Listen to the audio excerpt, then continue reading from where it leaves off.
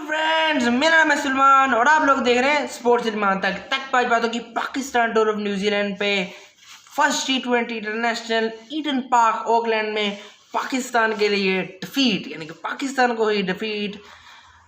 खुश मैं नहीं हूँ, लेकिन मेरा स्टाइल ही इस तरह का है बात करने का, तो जनरली वेरी सैड कि Pakistan have lost the first T20 international eight Eden park Auckland, New Zealand versus Pakistan, जिसकी बड़ी हाइप थी कि पहला T20 पाकिस्तान फेवरेट्स, लेकिन स्टोरी अलग ही नज़र आई हमें और ईडन पार्क ऑकलैंड में। और न्यूजीलैंड है one by 5 wickets. Sad story that Pakistan top order fails again, यानी कि तू चल मैं आया वाली ई स्टोरी जो पाकिस्तान की चलती है वो ही चली, और बड़ी रस्सी नस्ट होगी प्लेयर्स को, लाजमी बात है। जब 14 डेज आइसोलेशन में रहे, जब आपका कैप्टन ही इंजर्ड हो जाए बाबर आजम, तो मैंने आपको कहा था जब आपका जो यंगस्टर लॉट है वो अंडर प्रेशर होगा, और यही हुआ कि वो एक्सपोज हो गए।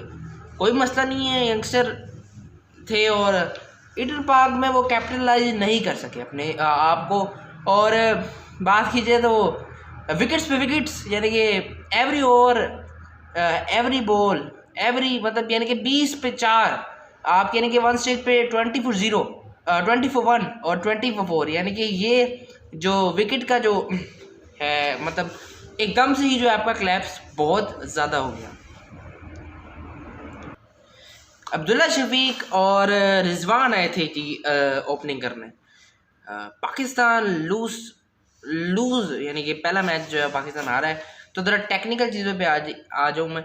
टॉस जीत के बैटिंग करने का फैसला अच्छा था, क्योंकि ईडन पार्क में आपको पता ही है कि 180-200 रन होते ही हैं। जैसी विकेट वहाँ पे होती है ईडन पार्क में, तो एक्सपेक्ट करते हैं कि छोटी बाउंड्री एक्सटेंड की तो 200-180 रन बने वहाँ पे। पाकिस्तान टॉस जीत के बैटिंग करने का फैसला किया।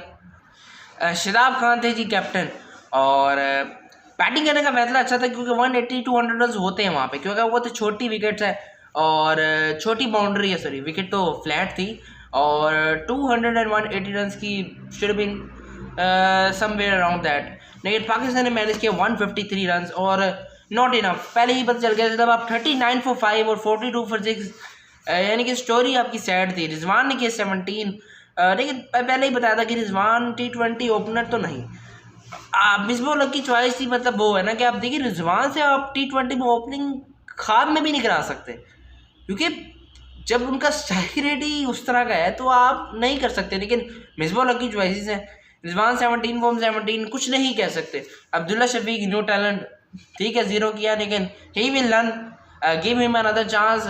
और ज़रूरत नहीं थी, मतलब पाकिस्तान बाउंड्रीज की, मतलब अटैकिंग क्रिकेट का मतलब ये नहीं, देखिए मैंने कहा था अटैकिंग क्रिकेट खेलनी है, सब ने कहा था अटैकिंग क्रिकेट खेलनी है, मतलब डॉट नहीं खेलनी, लेकिन इतनी भी अटैकिंग क्रिकेट नहीं खेलनी थी कि विकेट्स लॉस कर देनी पावर प्ले में। यानी आधी साइड आपकी 5 ओवरों 6 ओवरों में जो है वो पवेलियन लौट गई थी। तो ये एक बहुत बुरा सा है ना कि पावर प्ले में जब आपने विकेट लॉस की तो उसके बाद कमबैक बहुत ज़बरदस्त हुआ।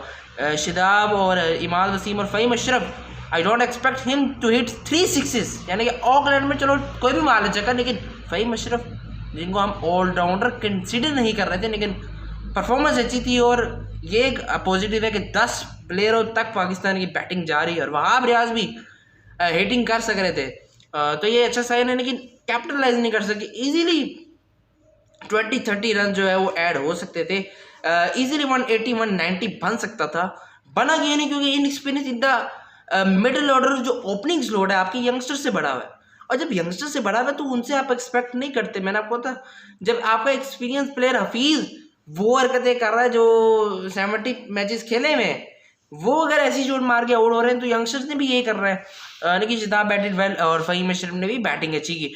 25 for 2 न्यूजीलैंड, वहाँ पे पाकिस्तान ने मैच पकड़ लिया था जब मार्टिन गप्टिल का इतना ज़बरदस्त कैच किया शादाब ने।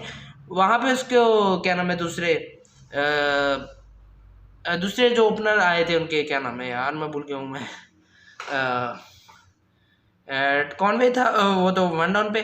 टिम सैफर्ड ने बहुत अच्छा खेला। टिम सैफर्ड की आपको करनी चाहिए, क्योंकि टिम सैफर्ड है प्लेड रियली वेल, और ले गया बस पाकिस्तान से मैच वो एक साथ, क्योंकि ऑल अलोन मैन स्टैंडिंग, यानी कि मैंने कहा था T20 is a one man show, एक प्लेयर अगर अच्छी परफॉर्मेंस देता है बैट या बॉल के साथ तो वो काम आती है।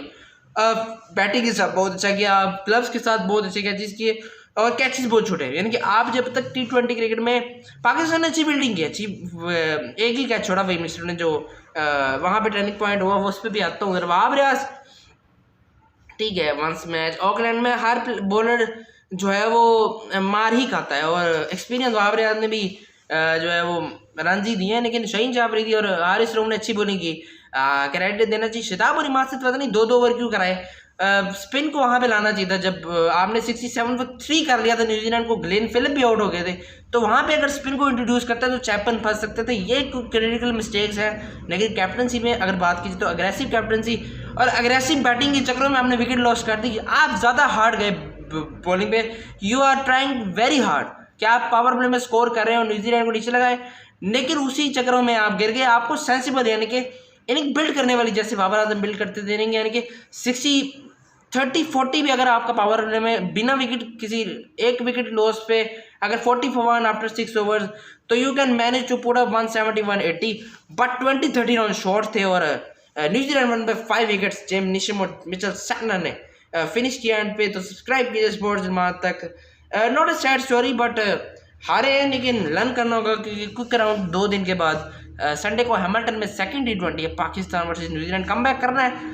अच्छा माइंडसेट था कि एग्रेसिव खेलना है, लेकिन एग्रेसिव के चक्करों में पिच को रीड नहीं कर पाया। ऑकलैंड की बड़ी फास्ट विकेट थी, बाउंस हो रहा था, समझी बाउंस, और उनके बॉलर ज़्यादा अडैप्ट करके जैकब डफी ने जो है डफ यानी कि 4 विकेट शुरू में, और रिजवान को अगर कट आती है खेलना तो आगे बढ़ के क्यों मारने की कोशिश कर रहे थे, पता नहीं, समझ नहीं आई। वहाँ पे अगर रिजवान एंकर रोल भी खेल लेते तो बड़ा फ़ायदा हो जाता है, लेकिन बाहर आउट हो गया। हैदर अली को समझ ही नहीं आई कि मैंने क्या करना है, पुल के चक्करों में ऐसे ही कुगु लाइन को कह ही दिया इन्होंने। तो इनकी न्यूजीलैंड की भी कोई इतनी सीख टीम थी अगर बात कीजिए, Kuggeleijn, Duffy, they are not the highest bowlers. यहाँ पे अगर कोई और टीम हो तो इनको 200 लगाए, इजीली 200 रख सकता था, लेकिन हफीज़ ने जो शॉट मारी, पुल शॉट, बाउंस ज़्यादा हो गया और एज लगी, तो वहाँ पे जो है वो उन्होंने विकेट दे दी।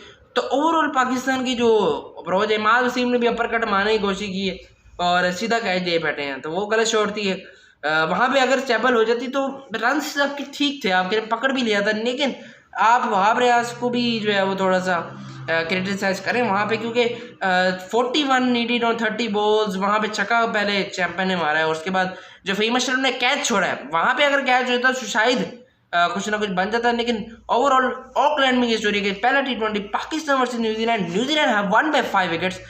परेशान नहीं होना, नाराज नहीं होना, सैड स्टोरी है, लेकिन पाकिस्तान ने प्लेड वेरी वेल। 19वें ओवरों तक हम लेकर गए हैं, तो इसका मतलब है बॉलिंग में कुछ ना कुछ है, बैटिंग को कुछ करना होगा। और हैमिल्टन में अब देखें क्या होता है, लेकिन ऑकलैंड में तो न्यूजीलैंड ने जीता है, लेकिन पाकिस्तान को जीतना है, क्योंकि अगर हारे तो सीरीज़ गई, और ये अच्छी बात नहीं, क्योंकि 5 विन ऑन रो था। इससे पहले पाकिस्तान ने कोई न्यूजीलैंड से मैच नहीं हारा था 2018 में, तो that is the first time that New Zealand have beat Pakistan after a while, but Pakistan have to come back stronger in a couple of days, यानी कि संडे को हैमिल्टन में Pakistan versus New Zealand 1 bye 5 wickets. Auckland में स्टोरी थी, Hamilton में पाकिस्तान को change करनी होगी स्टोरी, और जीत के साथ 1-1 करके we will go to Napier on 22 December and win the series 2-1। ये तो होगी बात जीत।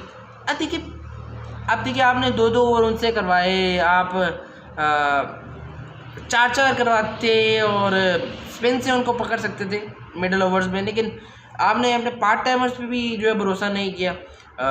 बात की जाए तो खुशदिल शाह कैन बोल, और खुशदिल शाह की बैटिंग पे आ जाऊँ, खुशदिल शाह ने जो ठीक है अच्छा खेल रहे थे, लेकिन 16 रन शूटी के बॉल पे आउट होना उसका जवाब नहीं बनता था, तो इस शूटी भी अच्छी बॉलिंग की और सैटनर ने भी फंसाया।